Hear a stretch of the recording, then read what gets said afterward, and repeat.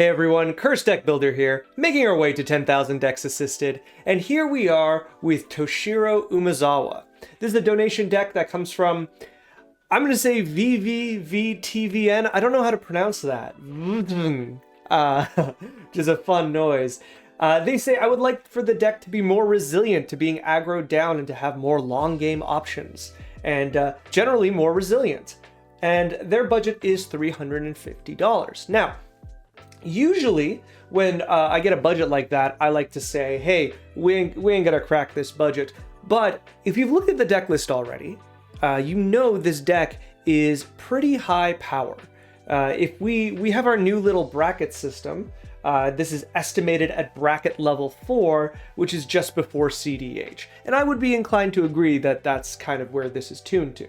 Now, if you are not playing, you the viewer, not the deck builder, are not playing at this level, don't click away from the video. We're going to talk about some general things about Toshiro Umezawa, how to play them, and some general advice to put into the deck, because a lot of the high-powered stuff is actually really quick and easy to get through. And for those who are interested in more high-powered versions of the deck, I'll still go over how this deck works and, you know, what the deck builder is trying to do and how feasible that is maybe for your own play groups or your own power level. But that's a lot for us to get into, so let's take a look at the commander, let's go on from there and see what we can do. If you'd like to take a look at the deck list we're talking about today, or if you'd like to submit your own deck list to me so that I can make a video assisting your deck, please check the video description down below. So who is Toshiro Umezawa and why are they our commander for our mono black Spellslinger deck? Toshiro Umezawa is a really cool character in the lore. If you've never looked him up, I really like him. I think he was one of the first real mono black heroes in my opinion. Like, they tried it a few times before, but I think this was the most effective one, where he's still a selfish character, but is firmly on the side of the good guys. And he's a very, very unique kind of commander. We don't really... we have very few examples of mono black Spellslinger. There's one more, but we'll get to it later in the video in additions, but Toshiro Umezawa basically sits in a very unique position and has a very, very unique ability. So who is he and what does he do? Well, he's 3 mana for a 2/2 human samurai. He has 2 abilities. The first one is Bushido 1. For those who don't know, Bushido means that whenever this creature is blocked or blocks, it gets +1/+1 for each number of Bushido. So Toshiro has Bushido 1, therefore when he is blocked or he blocks or he is in combat as a 3/3, which is, I think, somewhat meaningful, but realistically will not come up. What this does, I think more realistically, is it allows him to attack, like have pseudo unblockable against certain boards, like your opponent has a Thalia, for example, or like another 2/2 or 2/1. Toshiro is now unblockable, and if the reverse is true where your opponents have like that 2/2, or even let's say Dranith Magistrate, which is a 1/3, they're not going to attack into you because you are representing a 3/3. So it's not very much so a combat mechanic, it's more like a preventive combat mechanic, if that makes sense. This is one of those things that when people look back at the set, Kamigawa, that this card comes from, there's a lot of really low power and strange mechanics in there, which I have a lot of affection for, but Bushido is definitely one of them because it just kind of stalls combat out. But enough about Bushido, let's talk about the real ability. This real ability says whenever a creature an opponent controls dies, you may cast target instant card from your graveyard. If that spell would be put into a graveyard this turn, exile it instead. Basically, whenever a creature dies on your opponent's side, an instant card in your graveyard gets flashback. This is really, really good. Now, you don't get flashback for the turn. It's not like Snapcaster Mage. It's like an instant. You have to pick one and you have to do it. And with that in mind, most decks that use Toshiro end up looking kind of like this in terms of numbers, of 27 instants. This is pretty correct, and what's interesting as well is, unlike flashback, you can still pay additional costs, because flashback itself is, alternative costs, I should say. You do pay additional costs as well, but alternative costs. So flashback is an alternative cost, so you can't use flashback to cast a different alternative cost to cast a card, whereas Toshiro is 100% fine with that, right? So for example, Snuff Out has an alternative cost that says if you control a swamp, you may pay 4 life rather than pay the spell's mana cost. If I were to use Snapcaster Mage to give Snuff Out flashback, you still have to pay the 3 in the black, because it just has flashback and that's how we cast it. So Toshiro is much better than that. So with that in mind, a lot of the cards I would suggest in this kind of deck are already here. But before we get to that, let's talk about the power level of this deck. Let's look at the curve and let's look at the lands and see what we can do from here. So the power level of this deck is it seems to be competing, it says here bracket 4, and it seems to be competing with decks that tend to have their own infinite combos, have really fast mana, and tons of tutors. This deck has a lot of tutors, from Wishclock Talisman to Vampiric Tutor to Demonic Tutor, and we have anti-tutor tech with Opposition Agent. These are all like built to be at a very, very high level. We can also see this deck aims to win with its own combos. Professor Onyx and Chain of Smog is an infinite combo. Bolas' Citadel and Aetherflux Reservoir are not literally an infinite combo sometimes, but pretty close to being an infinite combo. And both of these can just like finish the game immediately. And this is the kind of stuff that we want. And how we're gonna win. There's of course a few other kind of value ways to win. We have here, where are we? Urborg and Cabal Coffers to generate a ton of black mana, and then to feed it into a Torment of Hailfire or an Exsanguinate. So this is what I would call pretty straightforwardly a control deck that aims to win with a quick combo finish or one really powerful spell to knock your opponents all out of the game. And because of that, there's a lot of cards tuned to that power level that might be a bit confusing for newer players or players who don't play at that power level. So for example, Karn the Great Creator, and also over here is Torpor Orb, might be cards that are kind of confusing for other players because they're like, well, why do we have Karn? We don't really have artifacts that we want to turn into creatures. We can't use that exile clause anyways because our sideboard doesn't exist in Commander, and I believe this sideboard here is kind of a maybe board. So what are we using Karn for? Well, we're using Karn to shut off our opponent's artifacts to start artifact wins. This is kind of more niche than the other choices such as Torpor Orb, because Torpor Orb is pretty universally strong in a deck like this. So with that in mind, I'm assuming the deck builder has a play group where Karn is just really good against and is a choice there. So with that in mind, let's go back to our regular kind of look. We're at 33 lands. 34 including MDFC. Now I do find that a bit low. We are supplementing it with Soul Ring, Arcane Signet, and especially Jet Medallion. This is a very good Jet Medallion deck. But even then, 33-34 still feels rather weak. What I would really like, though it's not in my editions, is to play at least 1 to 2 more MDFCs. And I would probably recommend the... I would play both of the black Modern Horizons 3, I'm trying to remember what they're called, the Modern Horizons 3 ones. One is a removal spell, the other one is the Goblin that comes in and exiles it's like Bajuka Bog on a creature. I would play both of those, and then after that you could also play Hagra Mauling, because it is also on theme. It's a bit high CMC for the deck, but I think it's fine. Just having 3 additional MDFCs, I think will fix up the mana really well. There's just some turns that I feel like we're going to be a bit low on mana, even though we have cards like Dark Ritual and Bubbling Muck to assist us to get to those higher mana. I'd rather be comfortable curving out at least to 4 or 5 before we stop thinking about lands that we want to draw. So with that in mind, that's one of the first things I want to do. Still, looking at the curve, which is the connection to that idea, is I think we're generally fine. Obviously, Kuruk is 4 mana. At 6 mana, we have Professor Onyx and Bolas' Citadel. Both of these cards are finishers, so it's fine they're at that level. We're not just curving them out naturally because we want to hold up mana.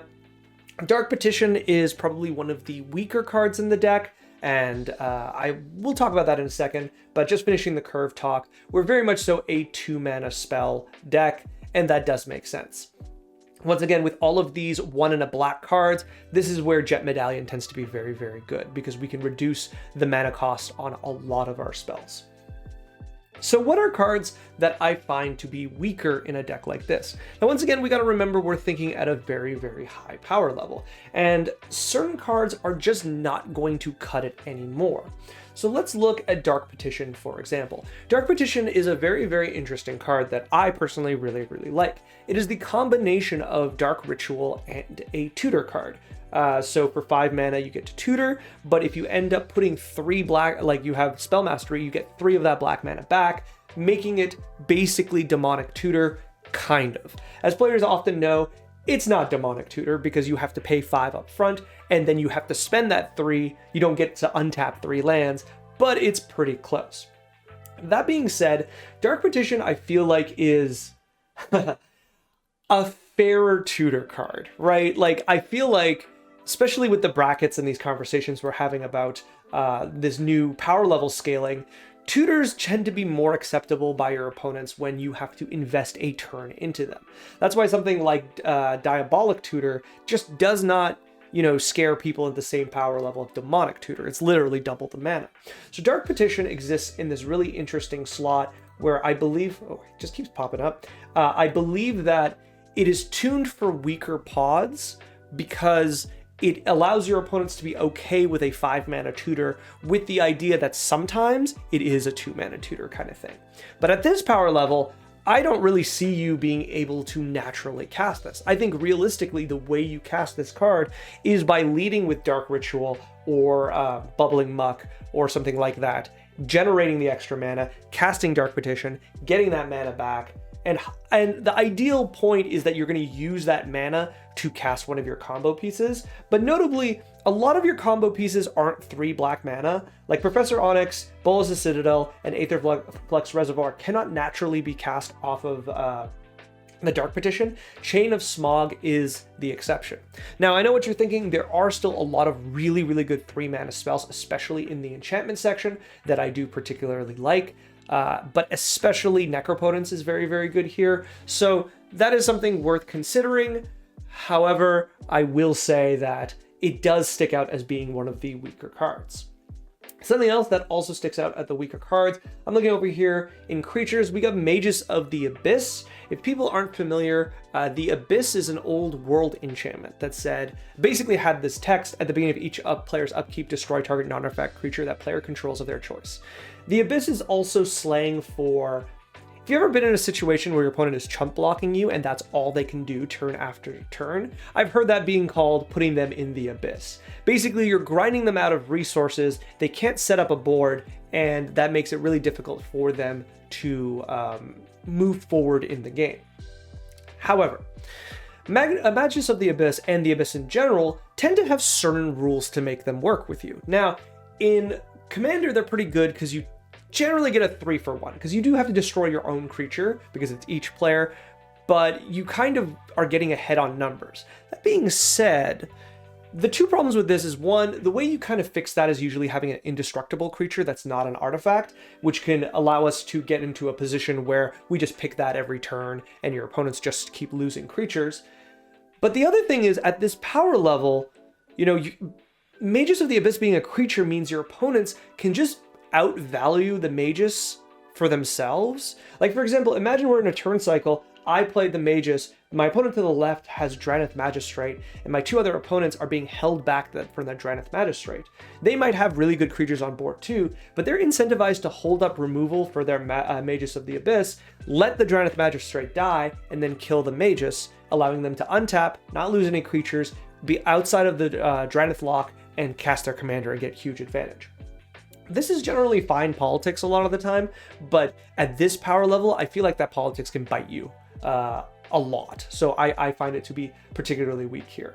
I also think though obviously there is that intrinsic value with Toshiro, which means basically you get a flashback every turn cycle.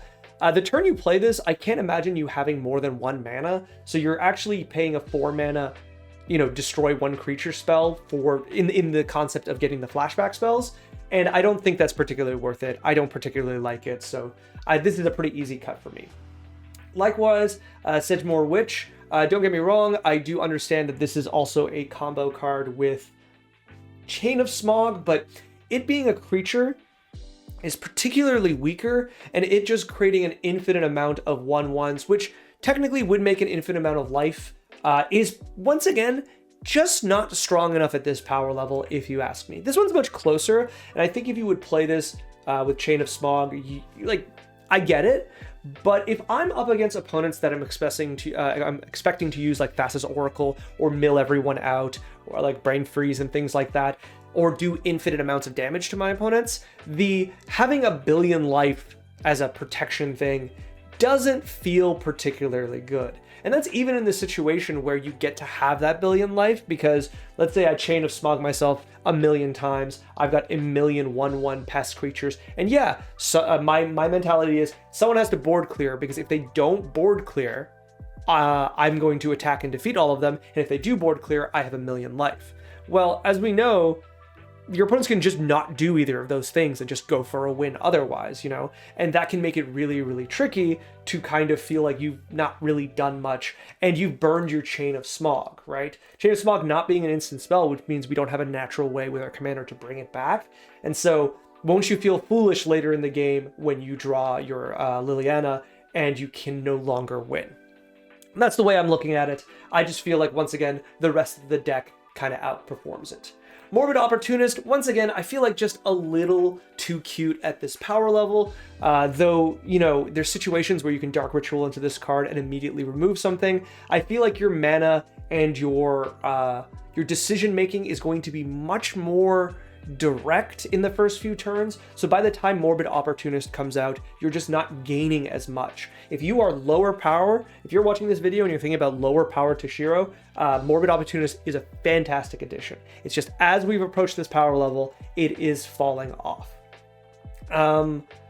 Likewise, I think, sorry, just to continue that thought, I jumped around a little bit, but I wanted to point out, like, these 3-mana cards, because Marlin Mornsong is about to come up, but Morbid Opportunist, Sedgemoor Witch, they're competing with the cards you have here, namely Oppression and Bottomless Pit, which are some of your most powerful ways of stopping your opponent's interaction and getting in their way for them to win the games.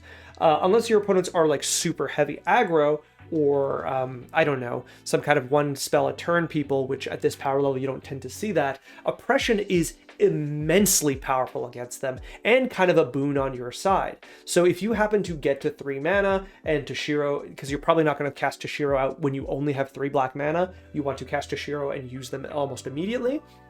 So if you have 3 black mana, whether it be off of Dark Ritual, whether it be off of, well, Dark Petition, or even just hitting 3 swamps, you are probably 100% of the time going to play Oppression before you play any of these other cards. And I'm going to say it's not even close. So having these other cards in your deck that just compete with Oppression kind of is rough. So with that in mind, Morbid Opportunist, Sedgemoor Witch are easy to cut. Marlin of the Mornsong, I really get how this is a combo with Opposition Agent, where your opponents only get to tutor, they don't get to draw cards, and then you choose the tutors for them. I'm going to suggest this is an incredibly fragile, incredibly dangerous combo, a combination of cards, not even a full combo, I would say, to play, because I think 100% of the time, your opponents are going to get the most out of this. You have to, in order for this to be good, like, this is the lock, right? So for this lock to function, your opponents need to all be hellbent or all have no ways of removal, counter magic, drawing cards with Marlin on the stack, tutoring in any other way, or winning or being able to aggro you out in 1 or 2 turns, right? And I think, especially at this power level, it's really, really unrealistic to expect that. Once again, I don't know your play group. Maybe it's not like that, but like, even just looking at the amount of removal and tutors you are running, your opponents most likely are running very, very similar amounts of tutors and removal, and therefore, and counter magic especially. So having this kind of combination of cards that says, if you interact with this correctly, you get to tutor instead of drawing a card, the game's going to be over, right? Because if I'm the turn after you, I get the first Marlin of the Mornsong. Whether you are going to flash in the Opportunist, which is worst, I would say, because you're opening yourself up to counter magic, or if you have the Opportunist out and you play Marlin and I have removal. Like, I am so keen on removing Marlin, countering the Opportunist, removing the Opportunist, countering it, that getting to tutor that one card might just win me the game immediately. And I think that's too much of a liability. All right, looking quickly for any other cards. I feel like some of these removal spells are just not at the same power level as others. I'm looking things at like Malicious Affliction, which I think I would just prefer another 1 black instant spell that just destroys most creatures. There's the one I think recently was printed in Markov that is uncounterable, but only kills creatures 3 mana or less. I think I'd probably prefer that. Just the 2 black, not working with Jet Medallion, and not destroying black creatures, and this very specific morbid cost is too many hoops, I think, for you to run through, whereas I think often you just prefer straight up removal. There's no Dismember here. It's also not in my editions, but I thought it was worth mentioning. Dismember should be probably here before a lot of other cards, because it is almost universally 1 mana removal. But these are like smaller nitpicks, I would say, for sure. Let's go into additions, because I think that's generally the cards, and I think the cards that I'm going to add in are going to speak for themselves, especially at the higher power level. So, if you are at this point in the video and you are thinking of building Toshiro, but not at that power level, I need you to look away for like 5 cards. These are the 5 cards that are going to get some frustration for certain types of players. It's okay. Don't worry about it. These are for a really, really high power Toshiro deck, and then we're going to go to general Toshiro cards, or even cards I think this deck could be running as Toshiro cards while maintaining its high power level. So let's go them real quick. We are playing at a power level that our opponents are expected to be playing some of the best cards in the format. Not quite CDH, but really, really close. We need to be playing those not quite CDH cards as well. Mainly because our ability to interact with our opponents in mono black is rather low. We do not have access to reliable or functional, I would say, counter magic, which cuts out our ability to interact with a lot of things. We don't have very good ways to tax our opponents or prevent them from making decisions. And our card draw is reliant on us casting spells, and not so much something like Esper Sentinel, Ristic Study, Mystic Remora that just passively bring us cards. So we need to punish people who do that, and one of the first cards we're going to do that is Orcish Bowmasters.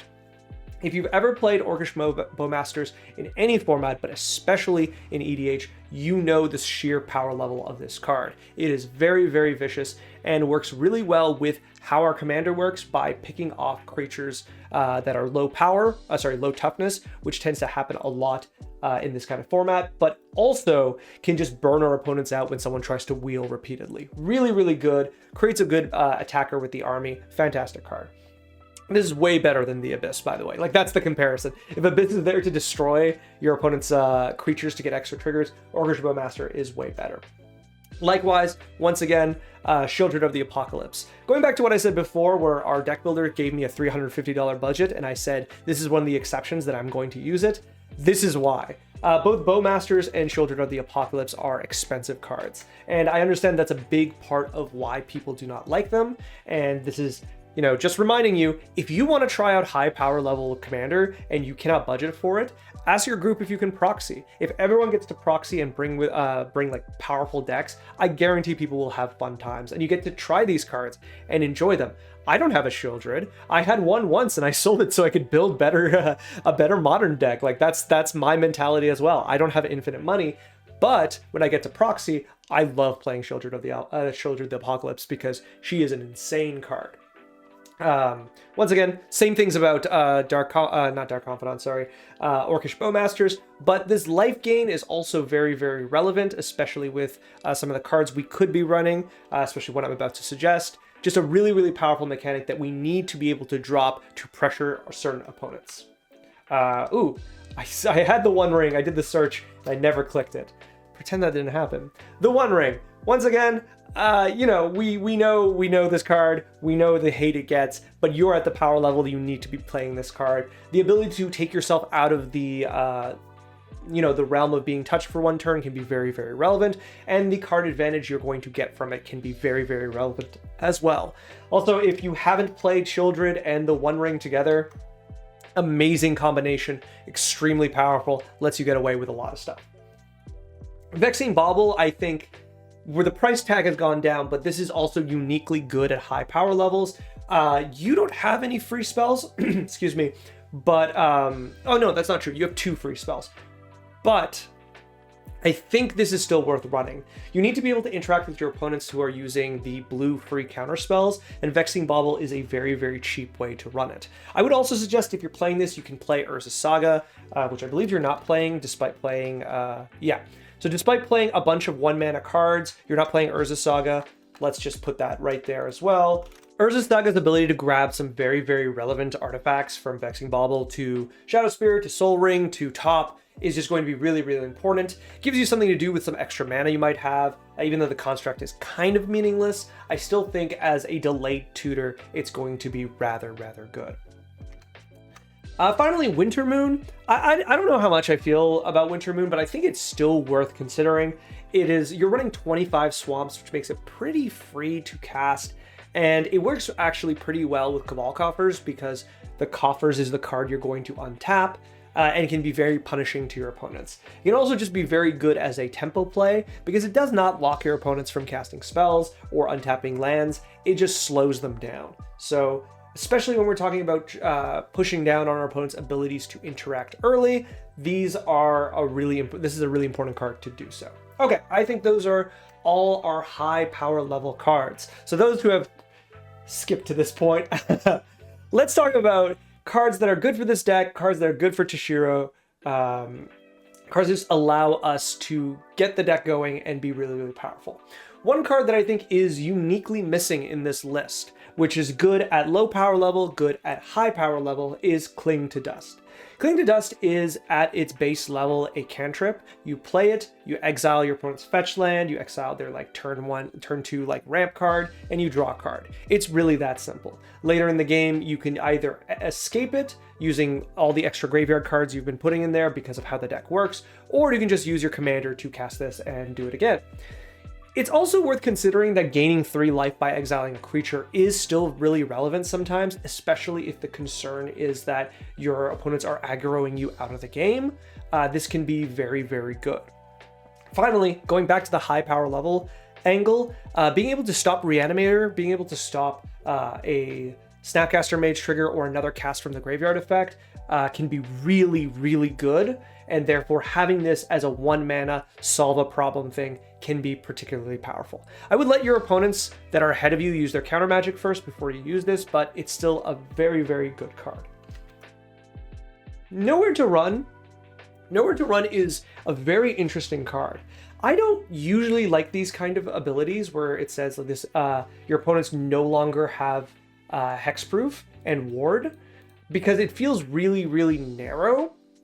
But in a deck whose entire purpose is destroying your opponent's creatures, Nowhere to Run is worth it, I think. It's still at that really low mana cost. You can still use Jet Medallion to get this out easy, and it is still removal at instant speed. So there's a lot of things about this that I think I like, and it basically functions as a second version of that Lighthouse card that you have that also removes hexproof for the turn, whereas this is kind of a permanent thing. Now, as I said before, I don't really think how often that's going to be good, but when it is good, it's going to be great.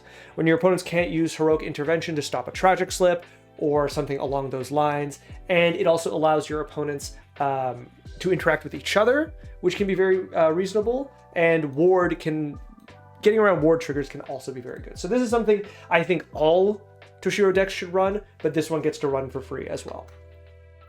I said earlier in the video, there's not a lot of mono black Spellslinger decks and Spellslinger commanders, and there has been one recently printed, and that's Karavek the Punisher. Karavek is definitely not as good as...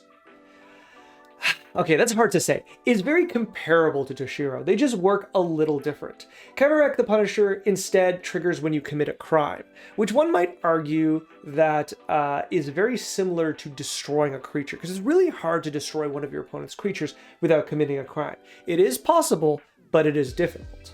Karavek, though, has a downside where, one, it has to be a black card you cast, but it doesn't have to be an instant. Two, it creates a copy and exiles it, which can be relevant for certain kinds of abilities, but it does work that way.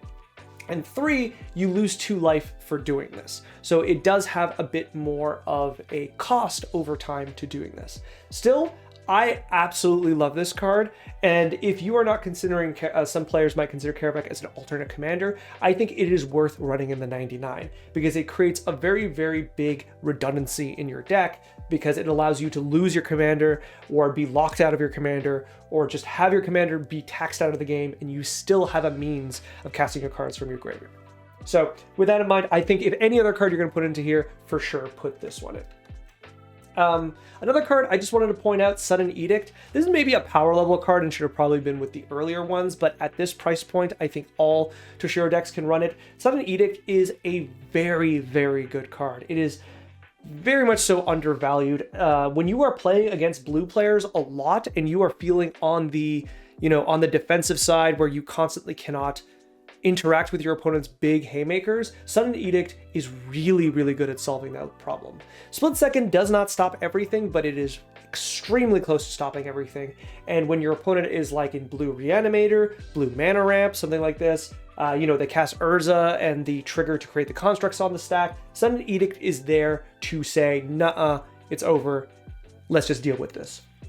Especially as edicts get better when you cast them multiple times, Sudden Edict is a very good card to cast from your graveyard as well. So, especially at high levels, but even at medium power levels, you're going to love this card. Then I wanted to talk about a few cards really, really quickly that give your opponents creatures. Now, there is an argument at what power level this is appropriate in, and I would say even at this higher power level, it is worthwhile, because at higher power levels, some decks do build themselves kind of like this deck where they're running a handful of creatures at most. And therefore, you might have to give them creatures in order to destroy them, right? If one of your opponents does not play creatures or plays so few creatures, they're basically shutting off a third of your capabilities, right? So if 2 opponents are like that, your deck starts becoming useless. And I would also argue in those situations, Karavek gets way, way better. But as long as we're running Toshiro, something like Forbidden Orchard gets way better because we can generate the creatures that we want to destroy. Likewise, Slaughter Specialist is a beater that is a very good blocker early game that allows your opponents to kind of fight amongst themselves with the 1/1s, gives them each a 1/1, and then both blocks really well, but as your deck functions, grows to a point that it can be just really, really powerful. Dowsing Dagger is another one. This is a bit tougher to kind of gauge because it is dependent on your ability to attack and the number of creatures that you have, because most likely you want to equip this onto Toshiro and attack with them. And I still think it's very feasible, but the 0/2 plant creatures not being able to attack, I think is much, much better. There's a lot of people talking about how good this card is in Commander, and I think it does come and go, but depending on your group, this can be a sleeper hit. And of course, once you untap and you have access to the Lost Veil, you just accelerated for the rest of the game, especially at this power level. It's very much so worth it. One more I wanted to add, but this is definitely at the level that perhaps this deck isn't, but if you're playing like a mid-level version of this deck, you're going to want to consider, is Hunted Bone Brute. I recently did a, oh my goodness, what's the frog called? The black-green, the Gitrog monster deck, looking at high-powered, low mana value cards, and Hunted Bone Brute is super, super attractive. Not just because in a deck like this, it generates 2 creatures for you to destroy later and to get effects off of, but a 6/2 menace is actually quite a beater. You can power this out early and turn after turn just take 6 from one of your opponents, and then when it dies, do another 9 damage across the table. Maybe doesn't feel super, super relevant in a deck of this power level, but if you're playing a middle of the ground Toshiro deck, this is going to be very, very valuable to you, and I think it's going to make a pretty big difference and allow you to attack on an angle, just attacking into your opponents repeatedly while you're playing this kind of control game will let you, be in 2 lanes at once, if that makes sense. Finally, I want to finish off with a few instants that I think this deck and other Toshiro decks should be running. Withering Torment is a pretty big one for me. I think its ability to destroy an enchantment is going to be very, very relevant, and just having this as an option is good. The fact that it destroys creatures too, obviously it's very strong, but this is a card that allows you to play around Smothering Tide. It allows you to get rid of Rhystic Study and things like that, which are relevant cards that can really disrupt your game plan of churning your opponent out of resources. So having this kind of utility in mono black is really, really good. It's also really cool art. Likewise, another one that was printed recently is Blood Pact. Blood Pact is a card actually from Midnight Hunt. I think this art I just really like this art, caught me off guard. Let's go back to Midnight Hunt. Blood Pact, I think, is one of the few versions of this card that is just at instant speed. Of course, with the other one being Rowan's Grim Search as instant ways to draw cards. Both of these are draw to, lose to. Rowan's Grim Search obviously gets way, way better if you can bargain. This deck kind of has a hard time bargaining, and therefore it perhaps doesn't fit as well, and Blood Pact is just straightforward. It also can combo with Shieldred or Orcish Bowmasters to get a little extra damage to defeat an opponent, which can be really, really cool. But all that to say, Blood Pact can be a really, really good draw spell, as almost every draw spell in this deck is either, delayed, like Phyrexian Arena or Necropotence, or runs off of, it is preferred to be a tutor, right? So the ability to just have a card that gets you card advantage at instant speed and that you can flashback later, I think is really, really good. And if you are playing Toshiro, you should be playing this card. And depending on the version, you could play Rowan's Grim Search as well. And that's it for additions for this deck. And the end of the video. I hope this was helpful to you. This deck, I think, is really, really strong and is tuned to an incredibly fast meta. So the choices that we have are getting to the point that we need to interact with our opponents effectively and quickly. And a lot of the things that, resilience against your opponents, especially against aggro, is already built into the deck. Stuff like all of your 1-mana removal, stuff like cards like Torpor and Cursed Totem that early game just kind of shut down certain strategies. It's all there. You kind of have to play around with it. This is a deck that is tuned to be to a very high meta. So this is the kind of deck that you sometimes have to end of turn 1 Vampiric Tutor so you can get Torpor Orb, or Vampiric Tutor to get Dothy Voidwalker. Like, these are real plays that the deck needs to consider. And so it's really hard to tune it further against aggro without, reducing the power level of the deck, let's say. And when it comes to tuning it against other, mid-range, you saw the list, the Orcish Bowmasters, Shieldred, One Ring kind of stuff is probably what you need to do.